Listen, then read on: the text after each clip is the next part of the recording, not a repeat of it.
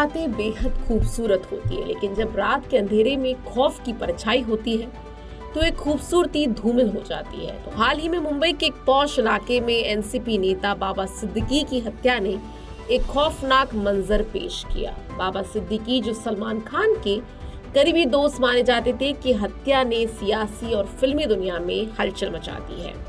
ये हत्या एक ऐसे गैंग के इर्द गिर्द घूमती है जिसने सलमान खान को अपने दुश्मन नंबर 1 मान लिया है, Lawrence Bishnoi gang. Lawrence Bishnoi की काली मंशा। लॉरेंस बिश्नोई का नाम सुनते ही हर कोई थर्राने लगता है। पिछले 6 सालों से वह सलमान खान को डराने धमकाने की कोशिशों में जुटा हुआ है। काले हिरण के शिकार के मामले में सलमान का नाम आने के बाद से बिश्नोई ने अपने मंसूबों को सिर चढ़ाने का संकल्प लिया। वह लगातार सलमान को धमकी देता रहा और इस बार उसने सलमान के करीबी दोस्त बाबा सिद्दीकी को निशाना बनाया। यह कोई सामान्य हत्या नहीं थी, यह एक संदेश था, एक चेतावनी जो सलमान के लिए एक गंभीर खतरा बन गई। बाबा सिद्दीकी का नाम राजनीति और फिल्म उद्योग में काफी प्रसिद्ध था। सलमान खान के साथ उनकी गहरी दोस्ती थी। सिद्दीकी का हत्याकांड न केवल एक व्यक्तिगत त्रासदी थी, बल्कि ये एक राजनीतिक मुद्दा भी बन गया। सलमान और सिद्दीकी की दोस्ती कई सार्वजनिक आयोजनों में देखी गई, जिसमें वे एक दूसरे का समर्थन करते थे।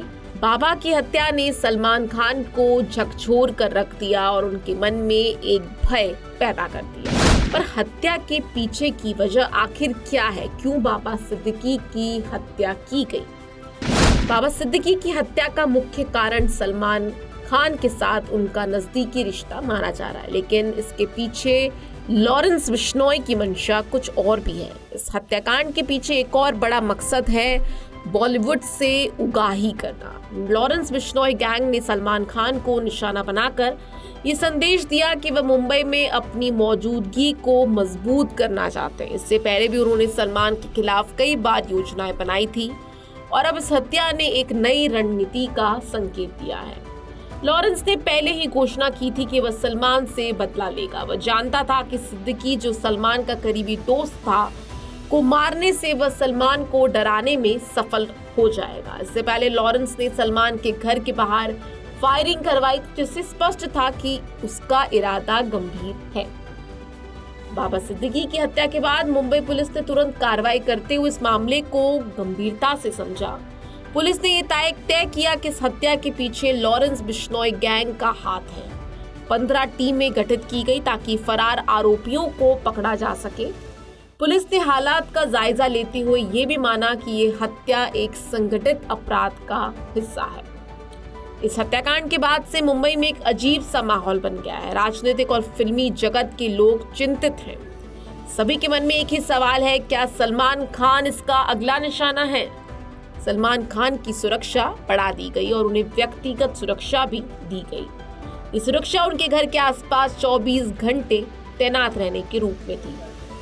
बाबा सिद्दीकी की हत्या ने सलमान को एक बार फिर लॉरेंस बिश्नोई के खौफ का सामना करने पर मजबूर कर दिया। सलमान को पहले ही कई बार धमकी भरे पत्र मिले थे, जिसमें स्पष्ट रूप से लिखा गया था कि उनका हश्र भी सिद्धू मूसेवाला जैसा होगा।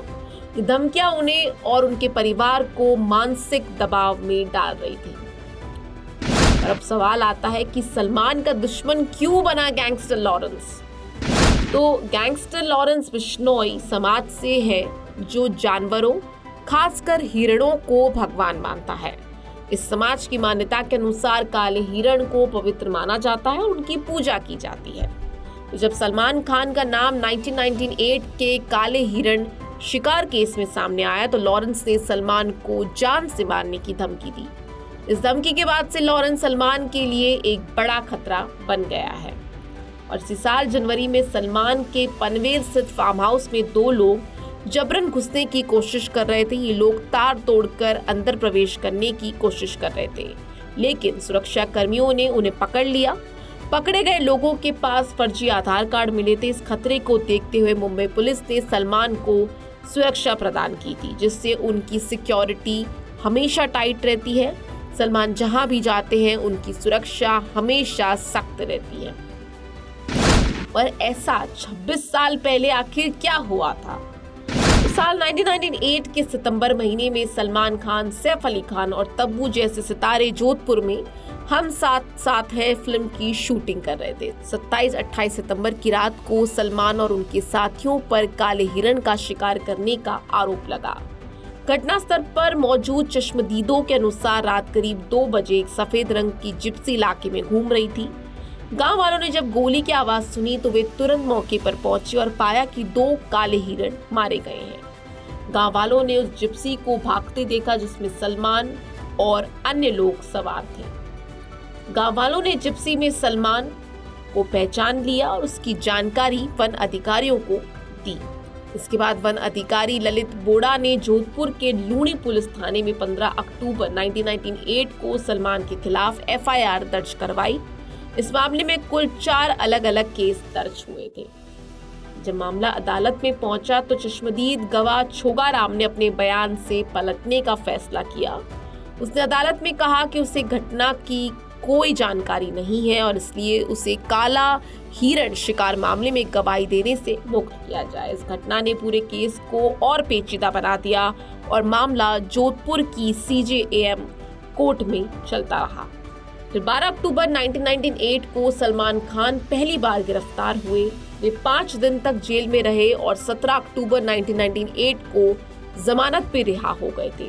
17 फरवरी 2006 को जोधपुर की CJAM कोर्ट ने सलमान को दोषी करार करते हुए 1 साल की सजा सुनाई, लेकिन हाई कोर्ट ने उन्हें इस मामले में बरी कर दिया। दूसरे केस में CJAM कोर्ट ने 10 अप्रैल 2006 को सलमान को दोषी करार दिया और 5 साल की सजा सुनाई। इस मामले में सलमान को 10 से 15 अप्रैल 2006 तक 6 दिन सेंट्रल जेल में रहना पड़ा। फिर वे हाई कोर्ट से बरी हो गए। सेशन कोर्ट से सजा बरकरार रहने के बाद सलमान को 26 अगस्त से 31 अगस्त 2007 तक फिर से जेल में रहना पड़ा, लेकिन बाद में जमानत पर रिहा हो गए। तीसरे मामले यानी आर्म्स एक्ट के केस में सलमान पहले ही बरी हो चुके थे। इसमें आरोप था कि 22 सितंबर 1998 को पुलिस ने सलमान के कमरे से एक रिवॉल्वर और राइफल बरामद की थी। चौथे और आखिरी काला हिरण शिकार मामले में जोधपुर कोर्ट ने उन्हें दोषी ठहराया था। बताया जा रहा था कि बाबा सिद्दीकी की हत्या के मामले में आरोपियों ने पहले घटनास्थल की रेकी की थी, फिर मौका पाकर उन्होंने बाबा की हत्या की। पुलिस ने आरोपियों के पास से 2 पिस्तौल और 28 कारतूस बरामद किए हैं। बाबा सिद्दीकी को रविवार रात सुपुर्द-ए-खाक किया गया है। गिरफ्तार किए गए 3 आरोपियों में धर्मराज कश्यप, गुरमेल सिंह और प्रवीण लोणकर का नाम शामिल है। वहीं जिन आरोपियों की तलाश की जा रही है उनमें शिव कुमार, जिशान अख्तर और शुभम लोणकर का नाम सामने आया है।